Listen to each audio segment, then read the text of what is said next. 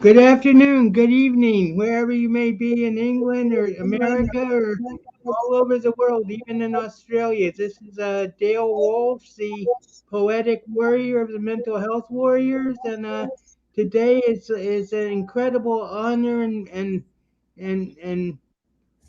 big moment for Mental Health Warrior TV that we have as our guest Dr. William F. Pettit, who is going to talk to us about Sydney Banks and his work with the three P's, the three principles, which we introduced 2 weeks ago with Lori Corponis.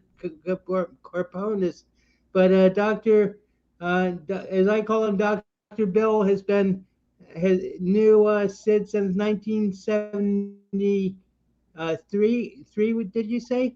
1983. It was 10 years after his experience was in 1973, and I met him on April Fool's Day, 1983. Okay, well, it's a pleasure to have you here, and I'm starting a new tradition because I'm starting every show with one of my poems. So I hope Great. people enjoy it, and I think this was rather relevant to our discussion today. But it's called "The Days I Was Insane." Who in their right mind claims their God, much less goes on to believe it for over a decade. But that was my particular karmic weakness, where I transformed my life into chaotic hell for the ultimate pride I created for myself. And I thought it truly hilarious, my presumption, as all around me the world continuously collapsed, which just made me more adamant in my delusion, even as I was treated to being the most even as I was treated to being with the most angelic females on the Jersey side of the Hollywood divide, enticing me to reflections of my self proclaimed divinity until the morn I saw the entire earth incinerated in my mind and realized the absurdity of assertion. So I journeyed again to my mental ward because I realized how sick I was in trying to maintain the facade of human divine perfection, living in the holiest city for what was meant an innocent joke, which now is the home I have adopted as my shelter for life. And I still have thoughts of being the only anointed one, but more often thank great Lord of Universe for his kindness, for not annihilating me during the time of my supreme pride. So that basically sums up my schizophrenic journey for about the first 20 years that I was diagnosed. And I know you say, Dr. Pettit, the diagnosis is where you are, it's not who you are. I just want to thank you again for joining us. And uh, I just I just finished one of your courses. I know you're starting another one on January 5th. It's the fourth course of a series. Is this the last course in the series, Doctor, or are you planning on having more? You know, I'm going to take a week off after that 8 week series and then do another 8 week series, Dale, which is going to follow kind of my book, which I'm going to take time 100 days later on in 2022 to write, to do nothing but write.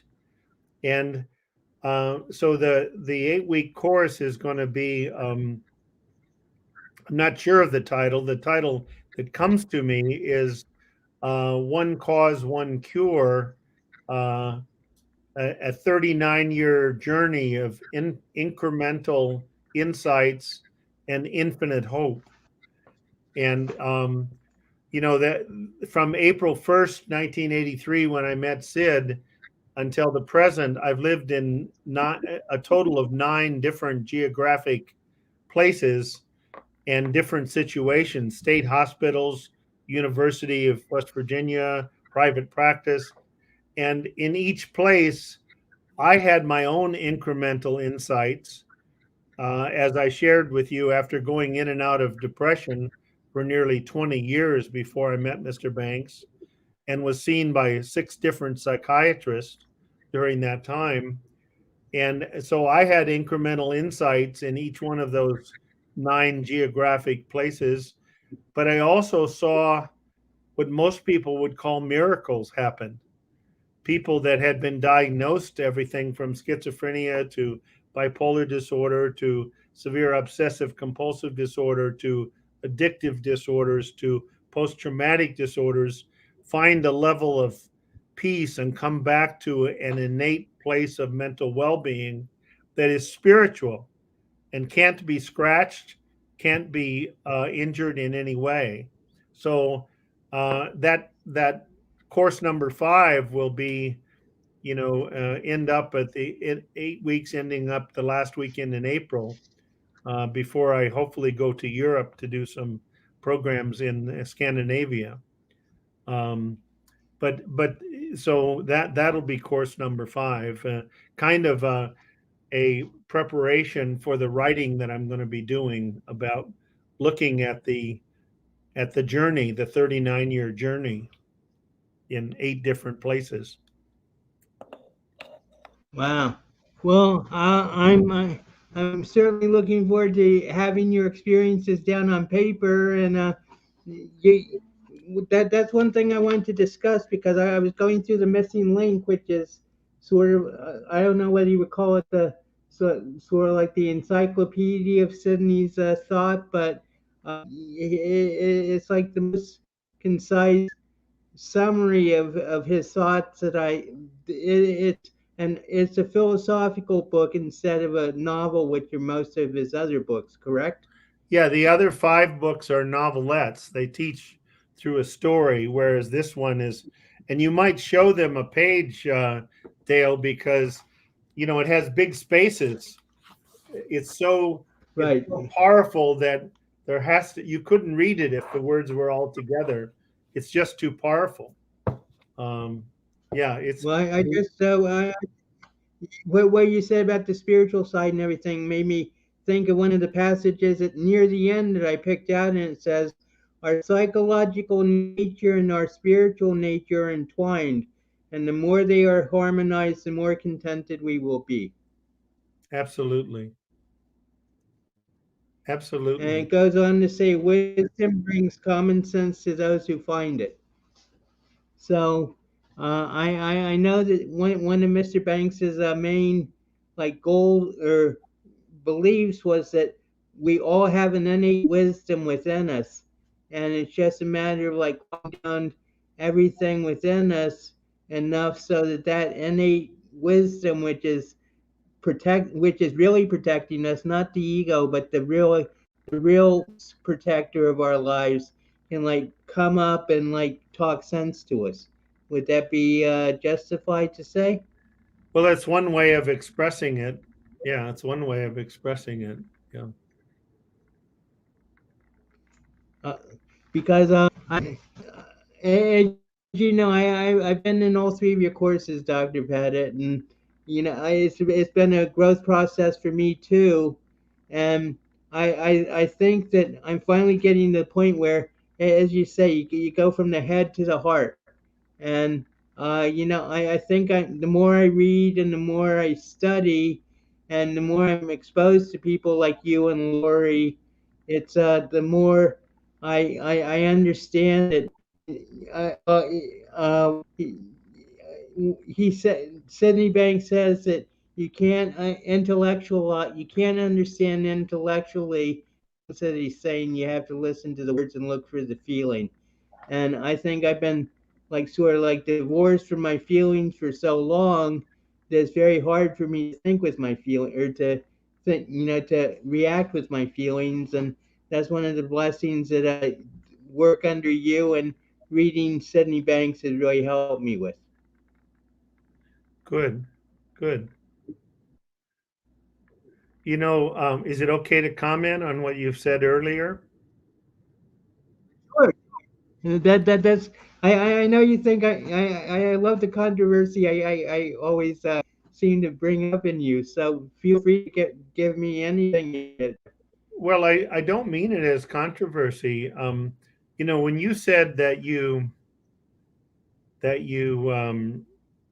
went into this delusion that you were God, and it's a very common thing that happens I have a young man right now who that I'm consulting with in another country who is under the delusion, that delusion, that he's the Messiah.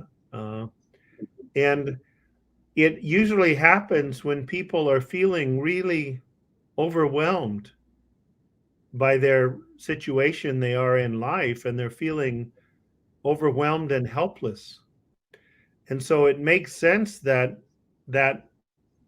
what we call God would give them the delusion that they are God, because it takes away the feeling of overwhelm and helplessness that they're feeling at the time.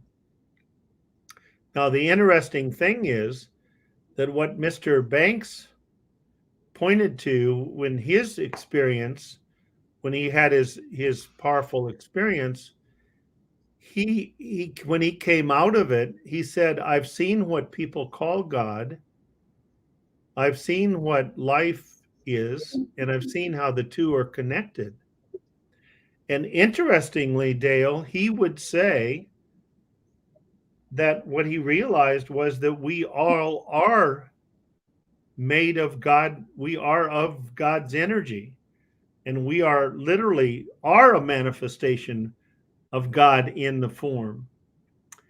Now, what's Right. interesting is that I was reading a book, a little book, and I don't consider myself at the present time a religious person, although I was raised in a very devout Catholic.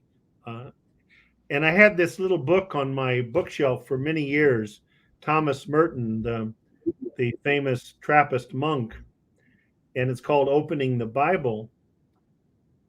And it had been on my bookshelf for almost 10 years. And I maybe read a couple of pages, but put it back. And recently I found myself, for whatever reason, guided to pull it off of my library. And I've been reading it 4 or 5 pages a day. And I won't maybe belabor the whole point, but literally from page 75 to 78, Thomas Merton, a Trappist monk, he sounds like he is Mr. Banks. And Mr. Banks always said that truth was everywhere if we listen for it. And what this Trappist monk says, what the Bible is trying to tell us, is that we either identify and listen to our thinking, or we identify and listen to God's wisdom that's within us, and it's doing its best to guide us every moment of our life. That's what Thomas Merton says. And Right. that's the And same message that Mr. Banks has been given. And Thomas Merton says that when we suffer, the split between listening to that wisdom from within, that God given wisdom, which is from that divine energy that we're made of, or listening to our brain, it ends in suffering. And that the suffering is not so much a penalty or a punishment. When I grew up, a lot of people felt like God was punishing them whenever they suffered for wrongdoing. And he says, but in the sense that it's a salutary incentive to change. It's trying to let you know to look in a different direction.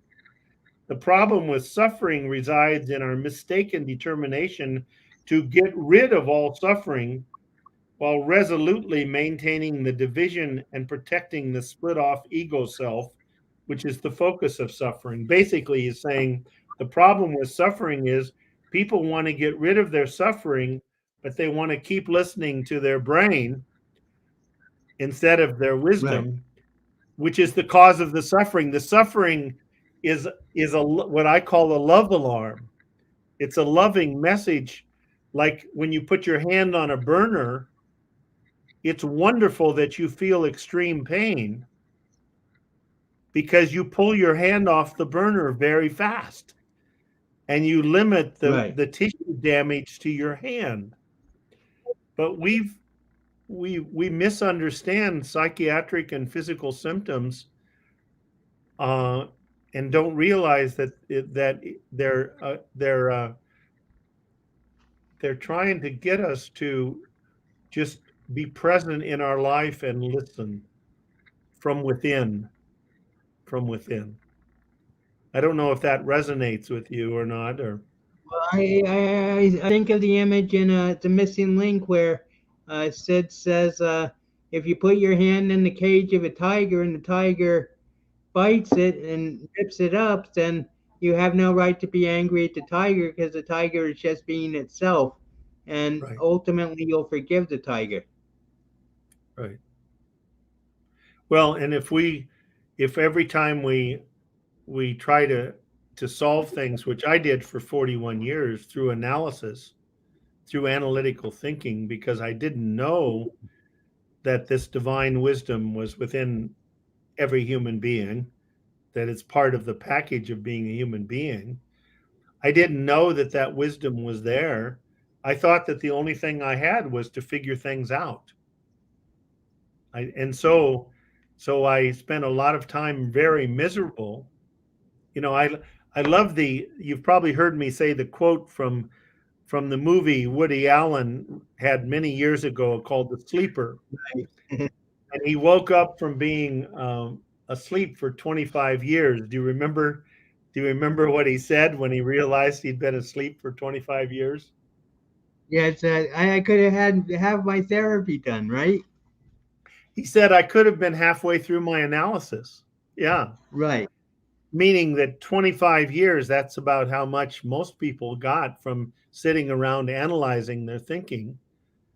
Not very much, because Well, life is about showing up with a loving light heart in the present moment.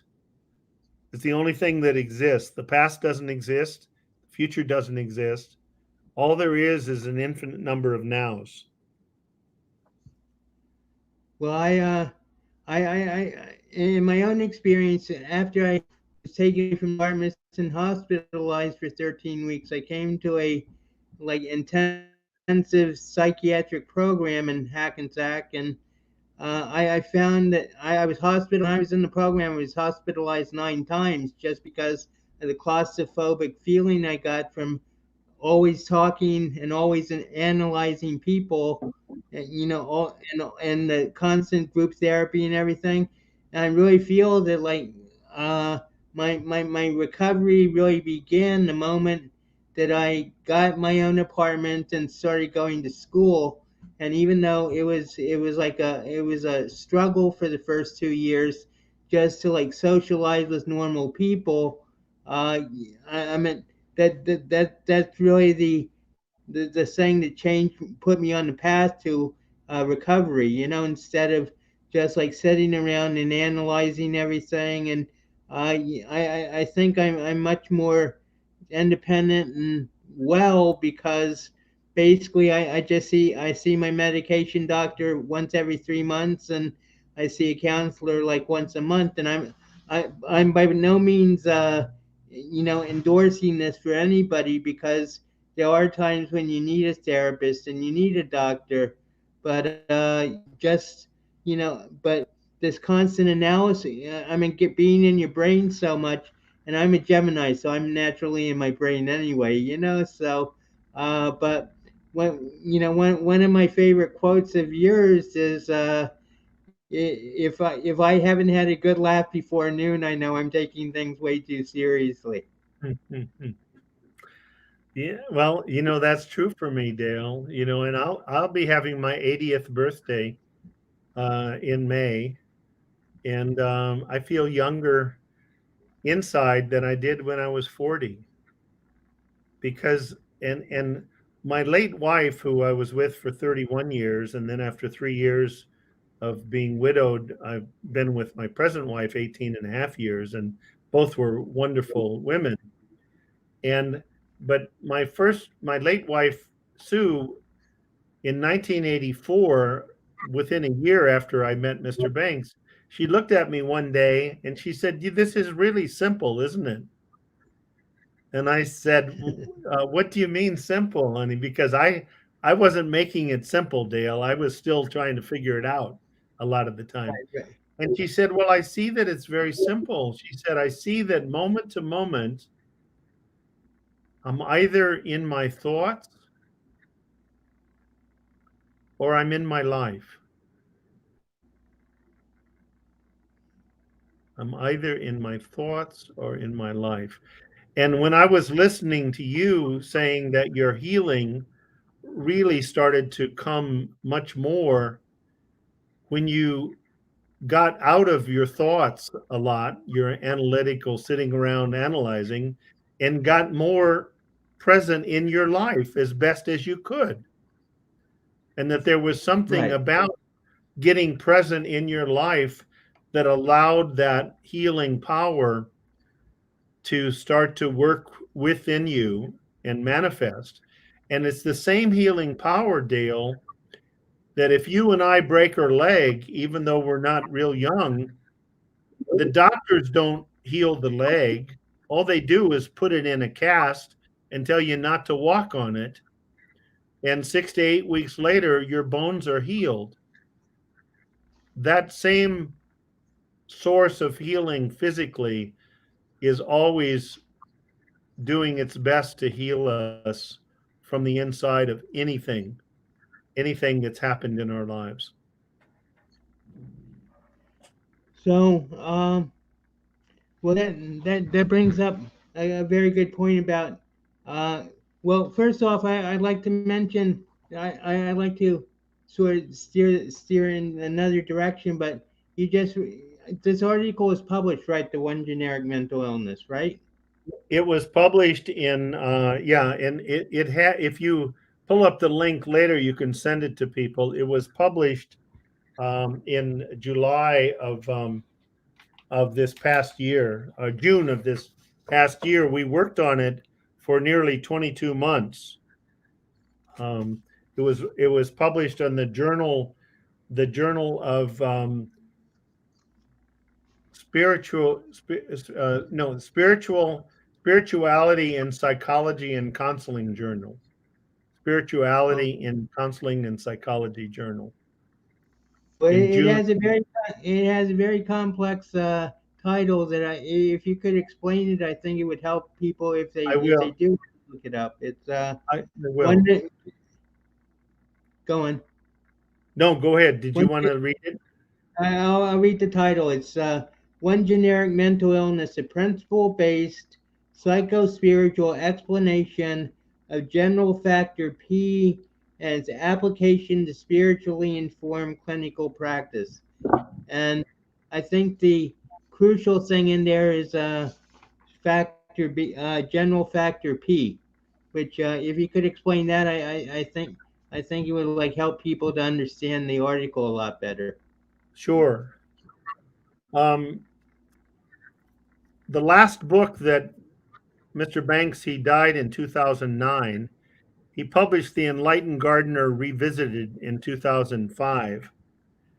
And on page 38 of that book, it says the following. On the other hand, if these thoughts didn't appear in our minds, these people would not be symptomatic. Or if the thoughts appeared and were seen as just thoughts, not realities, clients would not be categorized as having various mental illnesses. If they took these thoughts in stride rather than reacting to them strongly, we would not say they were mentally ill. I see that there need be only one generic mental illness, an inability to see the role of thought, the power of thought, not the little thoughts that we think. So Mr. Banks for years had been saying that there's really only one generic mental illness.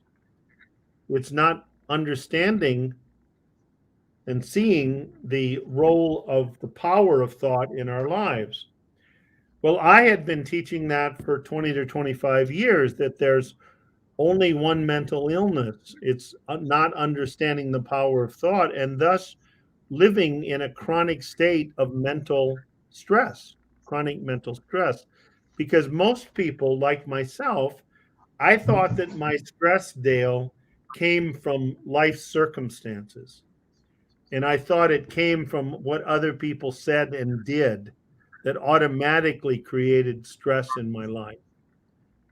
And what I saw shortly after I was listening to Mr. Banks on April Fool's Day in 1983, I suddenly realized that my chronic depression of over 20 years, going in and out of it, was not from my heredity. It wasn't from the fact that both sides of my family there was severe depression and has been a suicide on each side. It wasn't from the fact that there was strong alcoholism on both sides of my family.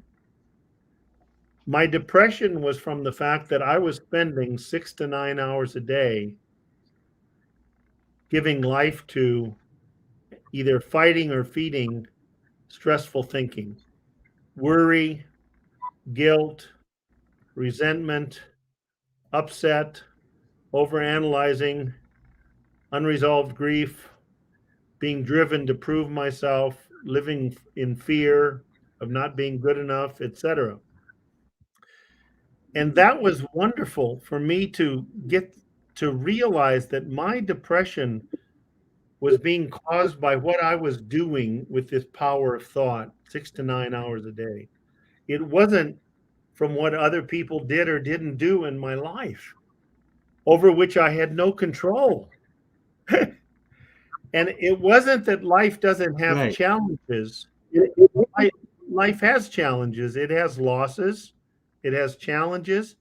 But we all know from watching people, even in our own families, there are some people for every 100 units of challenge, they create 100 units of stress or 95 units of stress. There are other people, my grandma was one of them, that for every 100 units of challenge in her life, it seemed like she created about 3 to 5 units of stress.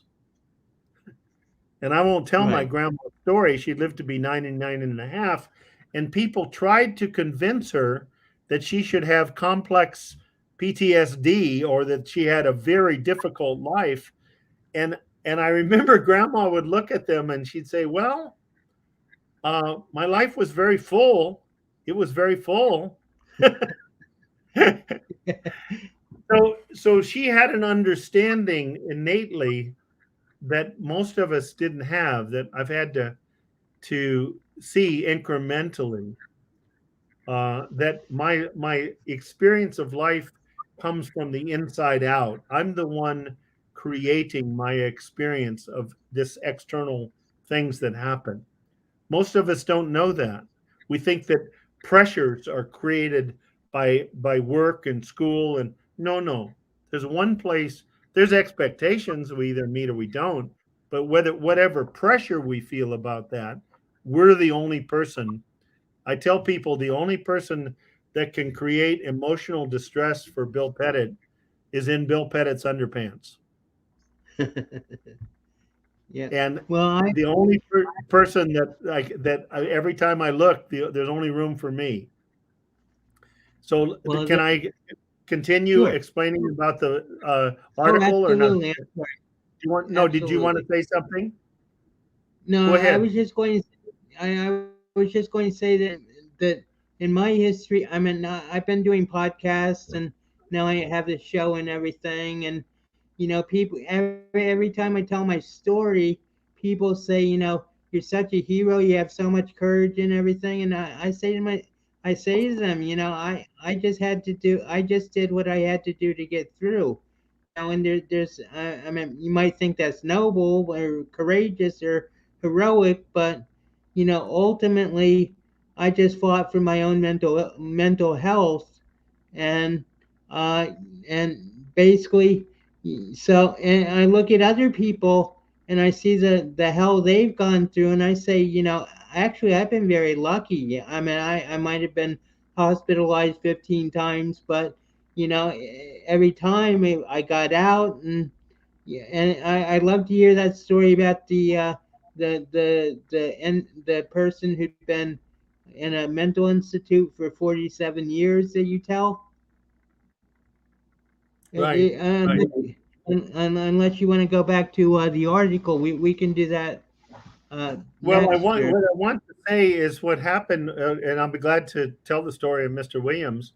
But I want to say is that on September of 2018, two PhD psychologists wrote an article in the published in the American Journal of Psychiatry. It was about a 13-page article, and the title of it was "All for One for All Mental Illness in One Dimension."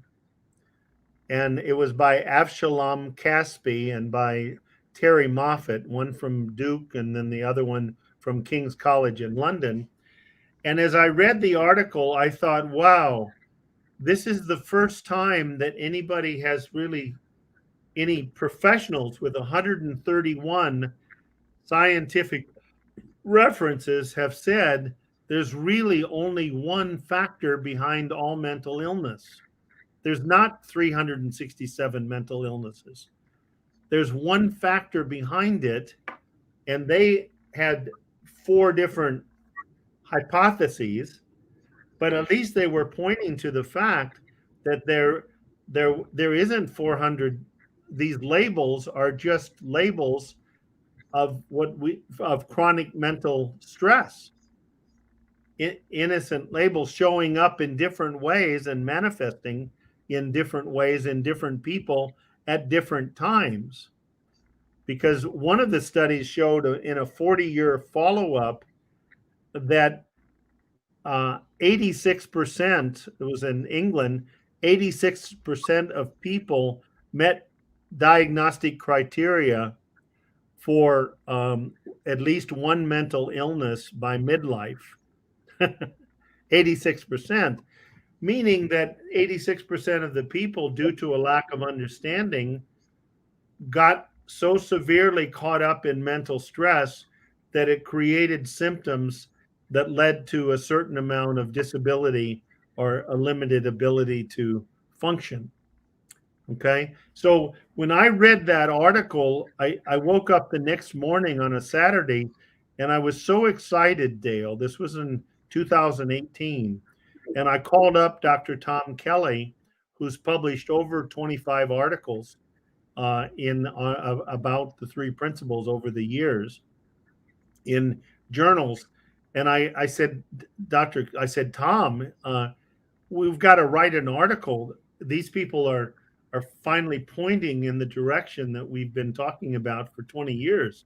And then Dr. Jack Pransky and Dr. Judy Sedgman, the four of us collaborated for almost 2 years, 22 months, before we had this article ready for publication. So that's where that article came from. It came from, and I've been emailing back and forth with Dr. Caspi, and I'm hopeful that we're going to have a good discussion in the near future. So do so you, is general factor P basically a chronic mental stress, or is that something else? well, their hypothesis was, our explanation of general factor P is that it's a lack of sufficient understanding, what we call factor U, capital U, sufficient understanding of what's behind life, what's behind creation, and what's behind personal experience. This understanding is spiritual, it's not religious, it has no dogma, but it is a theology. I mean, I was born with a supreme being that was really frightening, that I was told was I should be in total fear of. And I'm sure some people will be offended by what I'm saying, and I encourage them to keep their beliefs whatever works for them. But it was terrifying to me. I was terrified that I was going to spend my eternity in some chronic, terrible torture of hell. And that was my vision of God. vision of God in the present moment and for the last 35 years is of pure love and understanding, complete pure love and understanding. And that we're made in that image, that we are pure love and understanding, except when we get caught up in our own ego, our own personal thinking, and we lose touch with the essence of what we are, which is divine energy. It is, we are, in a way, you were close, but you just didn't see it, that we are indeed divine energy. We're a manifestation of it. Everything is. And we as human beings can actually become aware that that's what we are. And we can listen to that divine wisdom that's within us rather than to our thinking, which often takes us astray. Well, And I can. Oh, go on. I'm no, sorry. no, I didn't go mean. ahead.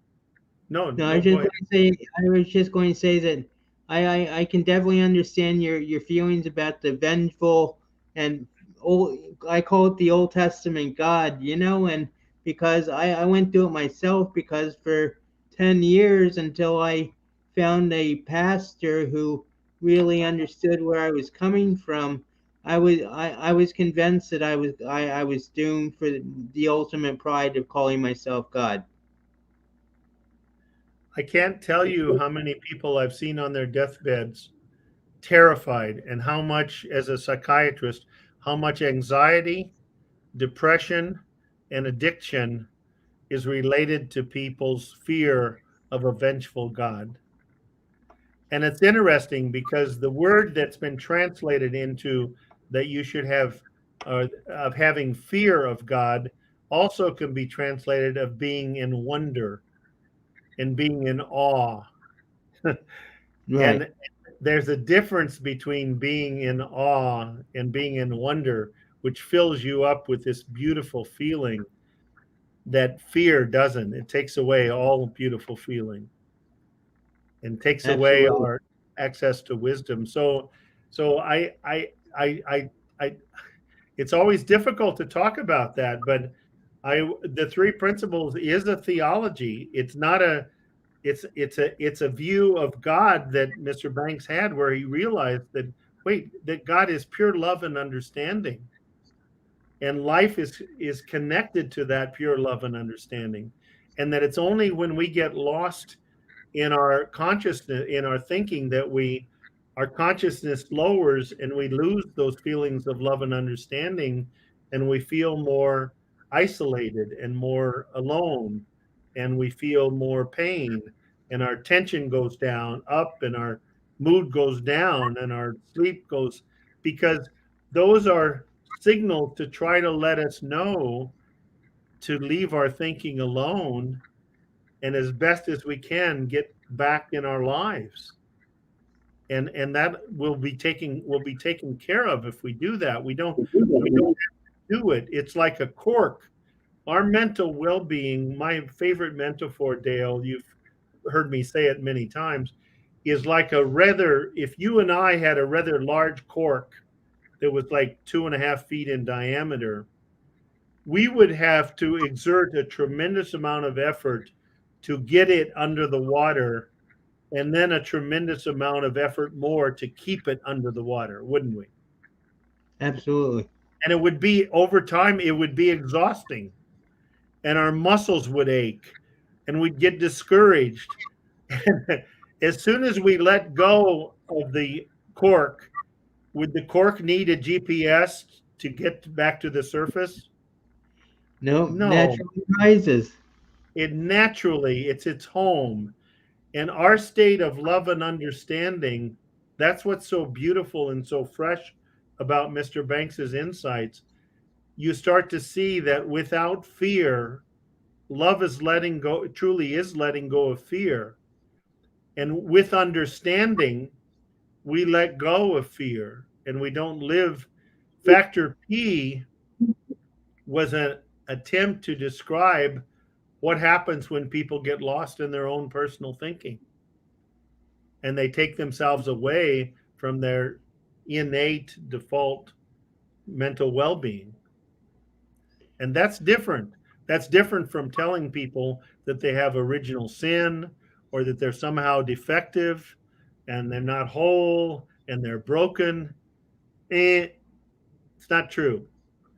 There resides within people, even people in the back wards of state mental hospitals, there is within them perfect mental well-being, but for the fact that they're innocently captured by their own thought content. Uh, And well, it's innocent. and It's truly innocent. I understand that. I mean, intellectually, at least, I understand that perfectly. But you know, in my work as a coach for the families of schizophrenics, it's I'm always like brought up against the contrast between that philosophy or that approach and the approach of families and their loved ones who are unable to get outside the scope of their own thoughts to find that peace. And that's one thing that's always been, it hasn't bothered me, but it's always fascinated me about Mr. Banks's work is, I mean, because I don't know if you know Dr. Javier Amador. He wrote the book "I'm Not Sick and I'm Not Sick and I don't need help," but he talks about agnosognosia all the time, and which is a lack of understanding that you're actually in need of help. And I was just wondering if you had any like answers or any reactions to that philosophy of that people are sick, and but the real sickness is their inability to have insight into their illness. Yeah, to me, I mean, I'll give you my opinion, Dale, and then I will tell a story that it's not lacking insight into their illness, it's lacking insight into their mental well-being. Okay. So let me take you back to 1984, and I don't know whether you've heard me tell this story or not. I was at the Advanced Human Studies Institute in with Dr. Rick Suarez and Dr. Roger Mills and Dr. Kim Kadu, and Mr. Banks was teaching people there. I met Lori Carpinos there. My wife and I, late wife and I, did.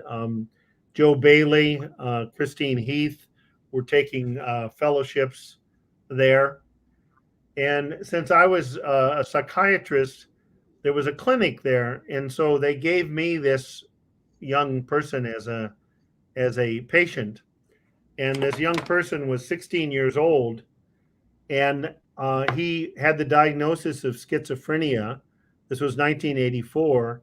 He was on 800 milligrams of thorazine, which would be equivalent to about 650 milligrams of Seroquel, or 30 milligrams of Zyprexa, or 4 milligrams of Risperdal, uh, 800 milligrams of thorazine. And with 800 milligrams of thorazine, this 16-year-old young boy was sleeping only about 4 hours a night. Now, if you gave most people on the street 50 milligrams of thorazine, they'd probably be asleep for 12 to 15 hours. But he Right. was innocently creating so much biochemical dysregulation by his worry, his upset, his upsetting thinking, that he was creating all of this, is activating the stress response in his body. And he actually had told his parents, threatened that sometime when they were sleeping, he was going to stab both of them to death. So they were terrified, huh? So I'll make this pretty quick, but this really showed me, I learned a lesson that I had to include the parents in the education. I've got a situation right now where I realize that I've got to include the parents, because if not, if their son comes fully out of his psychosis and comes healthy, they won't understand it. They won't think it's possible. And so they'll fight it. They'll take him, they'll So here's what Right. happened. The very first session, I met with them for a few minutes, but then I met with the young man who was 16. And obviously, I can't put all that happened in an hour and 15 minutes in 10, 5 minutes. But I said to him, I said, Jose, we'll call him, had some Hispanic. I said, Jose, do you hallucinate all of the time? And he said, no, I don't, doctor. And I said, well, do you understand when your hallucinations come? And when you have trouble fighting these delusions and stuff? He said, no, I don't. They just seem to come out of the blue. And I said, okay. So I said, Jose, does your father ever get upset about something? And what happens when he does? And he says, well, yes, my father gets upset actually, fairly regularly about something that's on television, something that somebody says to him at work, and he stews about it. And I said, what happens? Well, he gets irritable, and then he has trouble sleeping, and he's not, and then at least by the second or third day he gets a terrible stomach pain, and he has to pop all these pills for his stomach. I said, okay. I said, how about your mother? Does your mother ever get upset by something and get into her thinking and ruminate? She said, yes, not as frequently as my father, but she does. Sometimes she gets caught worrying about something or upset about something that's happening either in her family or in her extended family or in the world. And she starts ruminating like my father does. And I said, well, what happens with her? And she said, well, interestingly, she gets irritable like my dad does. She starts having trouble sleeping, but then she gets the second or third day, instead of a stomach pain, she gets a terrible migraine headache where she has to be alone in bed in dark for a day or two. And I said, well, Jose, I'm suggesting to you that your hallucinations and your delusional thinking is your dad's stomach ache and your mom's migraine headache. All three of them are trying to let you know that you're paying way too much attention to the output of your brain. Okay? So that, I mean, this is in short. So he goes, I bring them in. I give him some extra Thorazines, 100 milligrams. I said, we're going to leave the dose at 800. I've made an injection of wisdom today. and I'll give you some hundreds. And I said, Jose, if your parents think you need one of these, will you be willing to take them? Please do. He said yes. And I said to the parents, if he needs more than 2 extra 100s, I want you to call me. Now, we didn't have cell phones in 1984, but I told them how they could Right. contact me. I gave them my home phone. So they come back in 2 weeks. When I think now that I didn't make it the next week, but 2 weeks later they come back, and I said, how much extra medicine? They said we didn't have to use any extra medicine. He's still just on 800. They said, doctor, there's a problem. I said, what's the problem? They said, well, he's now sleeping 12 hours a day and drowsy during the day. I said, has he threatened to kill you or threatened to, is he hallucinating? No, not at all. None of that's happened. So I said, what do you think we should do at the end of it? So I talked with him again. I teach him I listen, and then I teach about the principles as I knew them in 1984. And I said to the parents, what do you think we should do about the medicine? And they said, doctor, we have to lower the medicine. It's too much for him now. So we went down to 600 with the idea that they could add 100, right? They, again, because of what he saw, his stewing and his negative thinking started to decrease. So the next time he came in, he was still now drowsy and falling asleep at church. And so we went down to 400. The same thing happened 2 weeks later. We went down to 200. Now, Dale, here's what happened.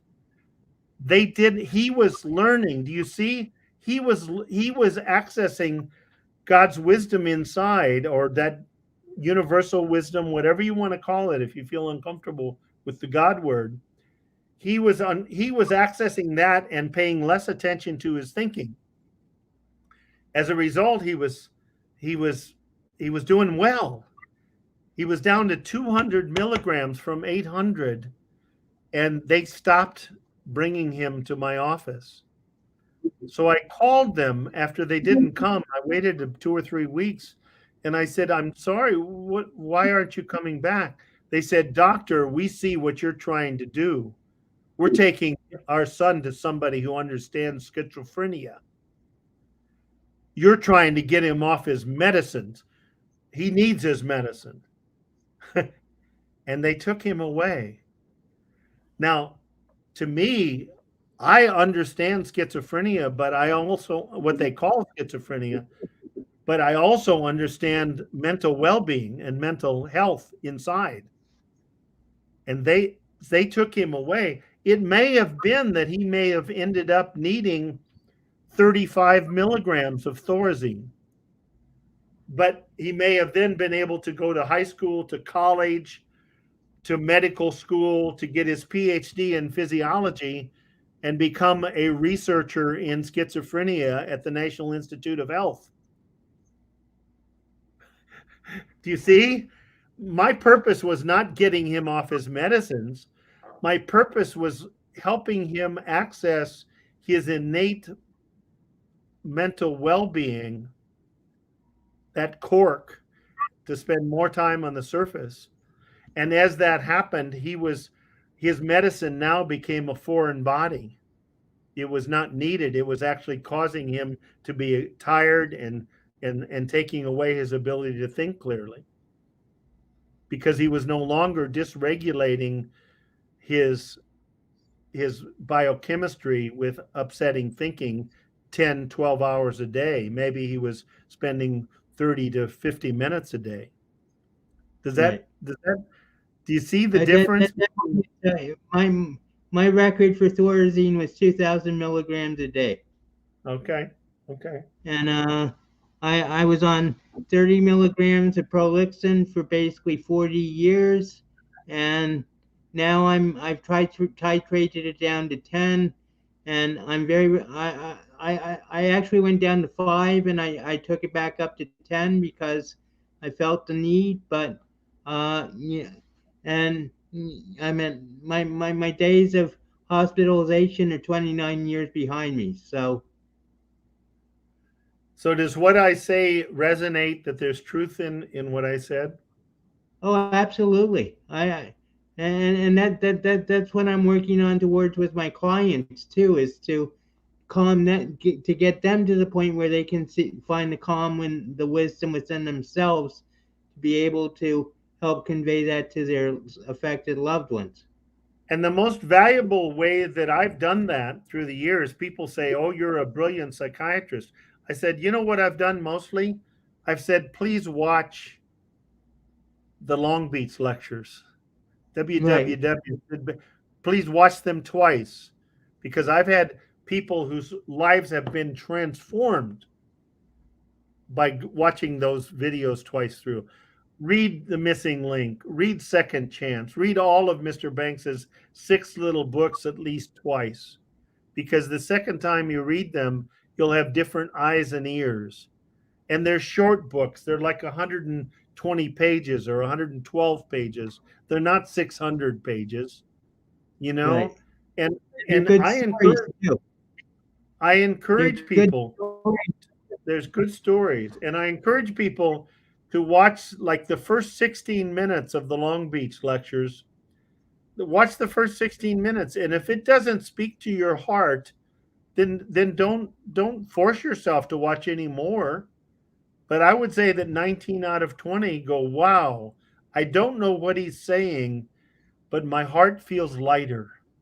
There's a burden that's come off of my heart, and I want to listen more." It's not intellectual understanding, it's an understanding of the heart. Well, actually, I just went back and listened to the Grand Illusion today in preparation for my interview with you. So, Wow. Was there anything that really stood out as you listened? It's the Well, great. the thing that stood out was his little story about. He said he asked the audience, "Does anybody understand me?" And one person raised his hand and he says, "I understand you perfectly." And he goes, "And he's the guy who argued with me all weekend." I thought that was a great little story. Right, right. He's not speaking to the intellect. I had a lady that came in on a Friday totally overwhelmed with anxiety and depression, literally to a point where her life was being threatened by her inability to function. She left on Monday. She was in her late 40s. She looked 5 to 8 years younger, and she couldn't read. She got D's and F's in special ed. She'd never been able to read. She watched those Long Beach lectures twice through, and she told me, Dr. Pettit, you're never going to have to see me again. And I never did have to. She said, because it awakened in me a place of joy and a place of love that I've been out of touch with since I was a small child. Wow. Right, Wow. And I heard from her physician assistant in her little town in South Dakota who referred to lots of people in. She said, whatever happened there was incredibly powerful because she now had two teenage, she was a single parent with two teenage boys. She said those boys are changing. They were getting in trouble with the law, but she's at such a level of peace and accessing such wisdom with them that they're changing just from the way she is. right.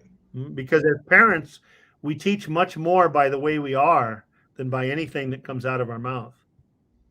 Absolutely. Well, I wouldn't know that for sure because I've never been a parent, but I can understand that perfectly. And I Right. feel it with my heart too. So, Yeah. I mean, that's basically what I try to convey to my clients is that that sense of harmony and peace within will have an effect on the outcome of your loved one's illness or whatever.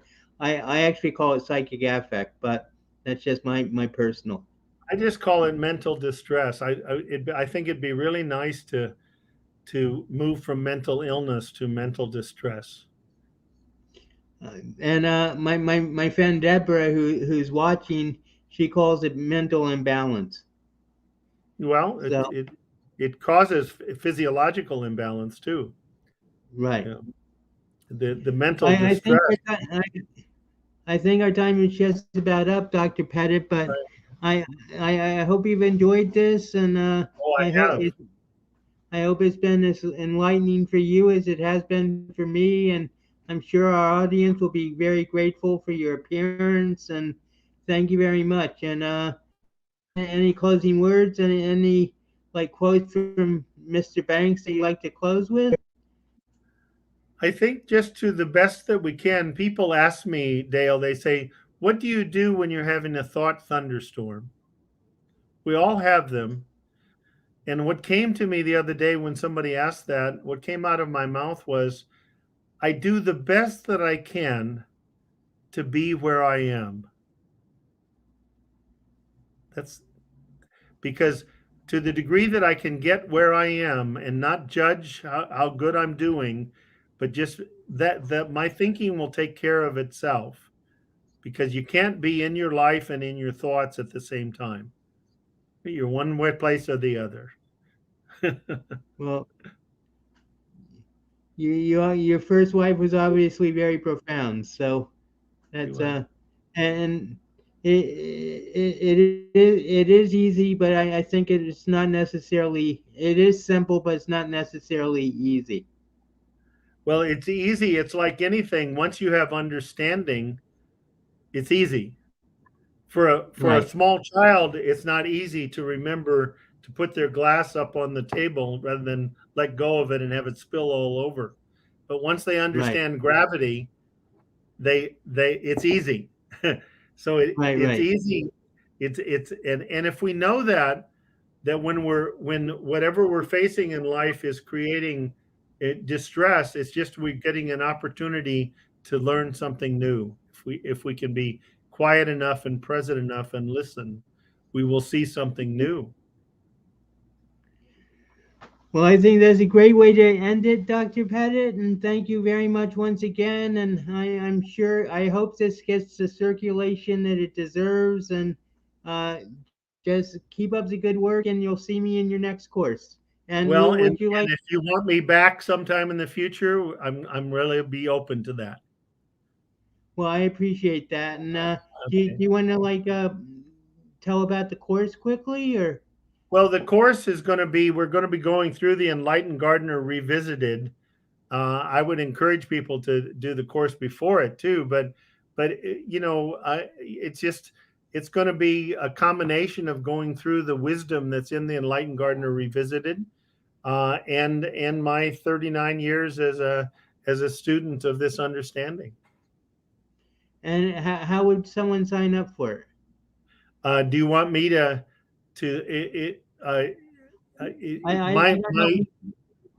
my email is wfpettit. Our website is the Doctor's Pettit, THEDRSPETTIT.com. The Doctor's That's Pettit what dot we need com. to know. I think that's If, what we need to know. So, thank you once yeah. again, Doctor, and it's been a Okay. great pleasure. Okay. Thank you, Dale.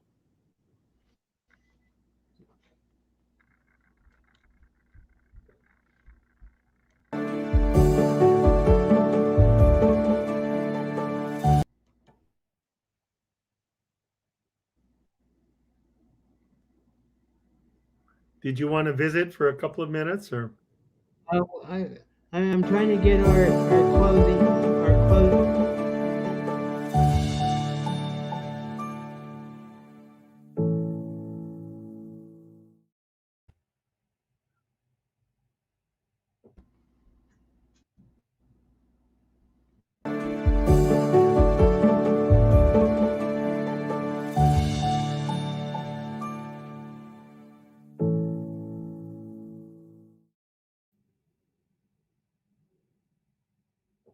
Okay,